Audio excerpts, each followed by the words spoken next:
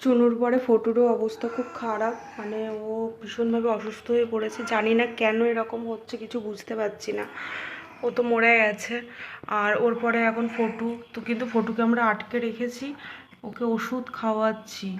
কী কারণে এরকম হচ্ছে কিচ্ছু বুঝতে পারছি না। ও তো কালকে একদমই মানে আওয়াজ করতে পারছিল না মুখ দিয়ে, আজকে তবু আও আও করে কিছু বলছে। পুরো মুখের কাছটা মানে নালানিতে ভরে গেছে একদম। কি হয়েছে সোনা?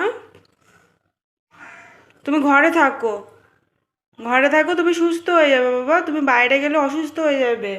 তুমি চলে গেলে কি হবে দিদুনের? হুম? তুমি দুষ্টুমি করছো বাইরে যাওয়ার জন্য?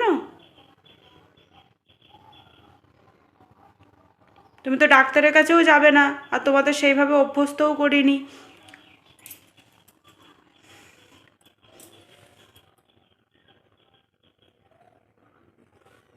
কিচ্ছু হয়নি, তুমি সুস্থ হয়ে যাবে, তুমি থাকো, ঘরে থাকো।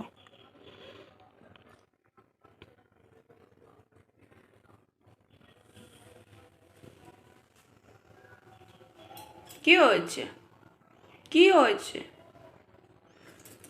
কি হয়েছে সোনা? মা, মা আসবে, এক্ষুনি আসবে। কত কষ্ট হচ্ছে বলো তো?